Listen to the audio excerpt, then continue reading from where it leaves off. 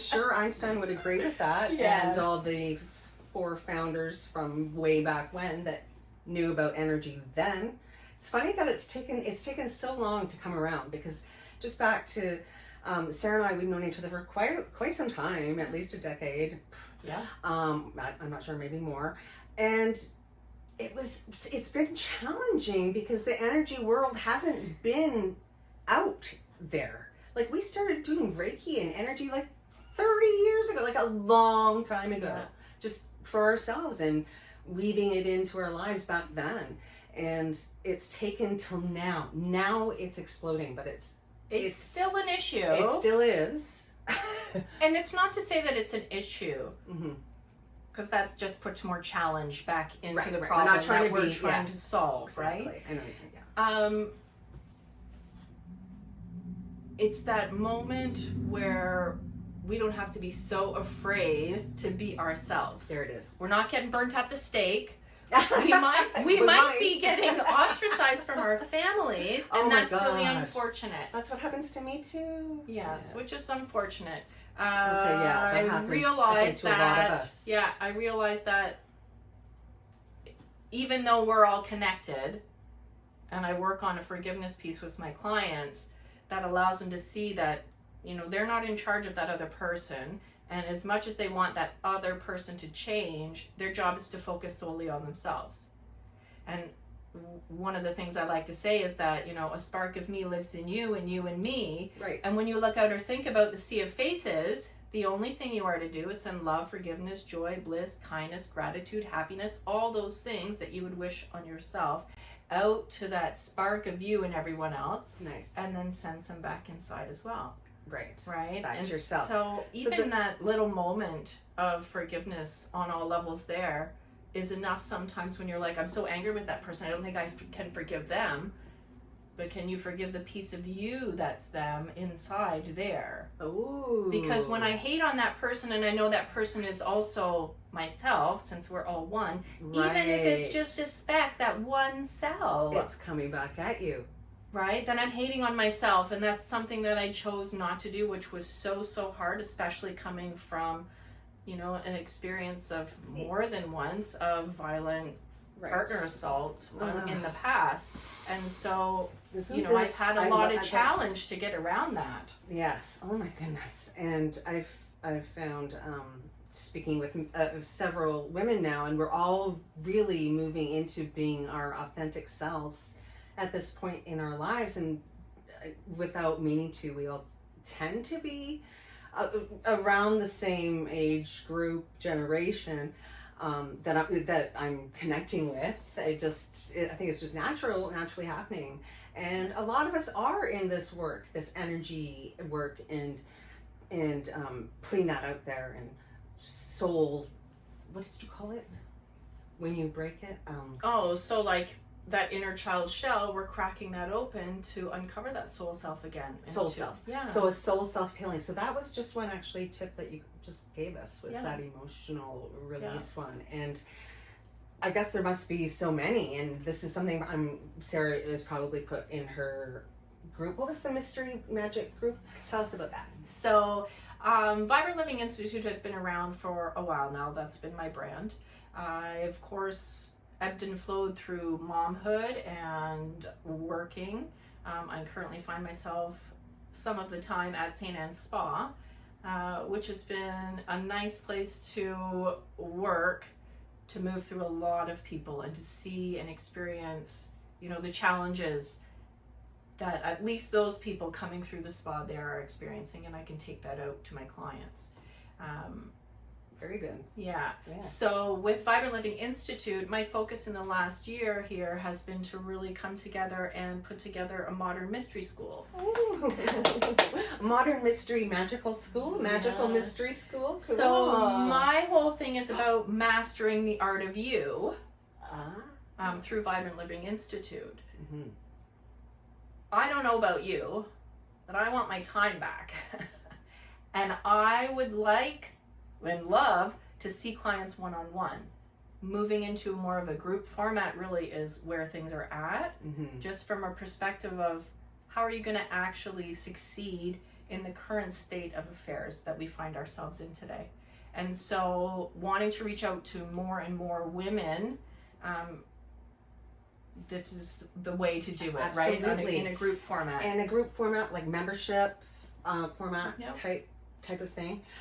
Yes, I've been working on that myself, and I haven't really dialed into that yet, but I guess I feel like it's going to make itself manifest itself. Like it'll, it's for lack of better words. Did you get that? And this is what we've been talking about, the whole menopause place that we find ourselves. Oh, this is a whole other level. How about manifesting through menopause? There you go. How about that as a theme for a topic of conversation in the podcast? A hot topic. Yes. Very hot. Very hot. And actually, it would be great. I do find that that's a lot of the clientele that I work with. So it's the sage group. We're kind of in the same, yeah. And so what I find these women are landing in is that, they're in between caring for their children, depending on the age. Some of us had our kids late, like my son's only 13. Some have them, gone away but coming back. Mine are 18. I have two 18-year-olds, so we're in the same bracket. Yeah. And then looking after the parents, exactly. right? So I'm actually that person. Like yes. I literally live in the middle of them. Yes. 80-year-olds and 18-year-olds. And being this sandwich generation, on top of just going through the regular things of being a woman, is a lot, right? Is a lot to deal with. And I think that we're finding ourselves, at least I am, unsatisfied. Oh, it's just been, Yeah. My level of interest really is this whole spiritual aspect of awakening, and whether you want to call it ascension, waking up, being conscious, here now, connecting, conscious connections. This has happened to be, that rolled off my tongue when I decided to call this podcast show series, and I only put it out on YouTube, so we're not hooking up to all the other platforms out there, but it's conscious conversations for the collective, so connecting. And I'm really with Sarah on that as well right now, feeling that, I don't know if it's a sense of urgency, I don't know if that's the word, it's more like a sense of like it's time and it's natural. It's like it's like time. I think that, I don't know, it's been, well, hopefully in formats like this, like I feel quite relaxed at the moment, and I've really struggled with putting myself out there, which is so strange, because when I get out there, then I feel pretty good, as long as I can talk about the things that I want to talk about. That's right. And be well received, not because I am expecting you to follow along with me, but because I have magnetized the right frequency of people to surround me and support me, because they know that they are getting the help that they need to ascend further in their journey. That's right. And that is truly how it happens.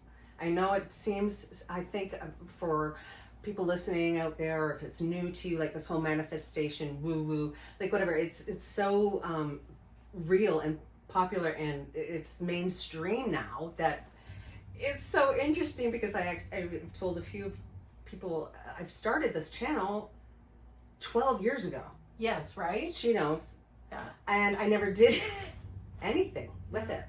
And there were reasons for that, because I didn't feel safe. I didn't feel comfortable putting this part of me out here now. And now I do. Like, it's all energy, it's all vibration, it's all frequency, it's all, and I have my way of teaching that and putting that out there. Sarah has hers, and then all the rest of us, everyone has their own way, and it's finding your way through people like us that can help. Right. And I think as well, to be able to say that I'm a spiritual teacher, I'm not expecting someone to come and ask me all the questions that are in the Bible or in this book or in that book. Right. I mean, go do your own research. In the nicest way. Yeah. But I'm almost tired of having to explain the terminologies or to prove myself. Right. Yeah. So I'm not here to prove myself, because the things that I being... work on, I know really help people. Mm-hmm. And I know we're having an experience. And so It's been a challenge though, because it's easy to get really excited and get a really great vibe on, especially when you find yourself around like-minded people. Mm-hmm. To then find yourself around that one or two persons that, you know, kind of have to be in your life, especially if they're family or maybe they're your partner. Oh yeah.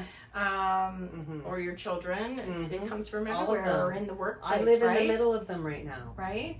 It's easy to get your knees chopped off, and then to have that whole fear jump back out and say like, oh, you know, you're a piece of shit. Well, and I'm or sorry you're if crap. that's sorry if that's the message that we've been hearing, because that really does suck. It sucks because we have. Yeah. Unfortunately, a lot of us have had that experience, and you're not the first. We're not the first. I've talked to other women in our, and it's been very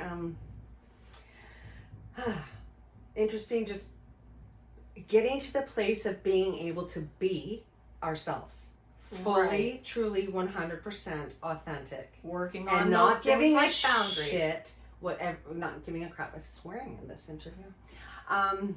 What other people think, like just moving past that, and whether that be family or whoever. So it's block them. That was my latest. Just block them. And that's a challenge.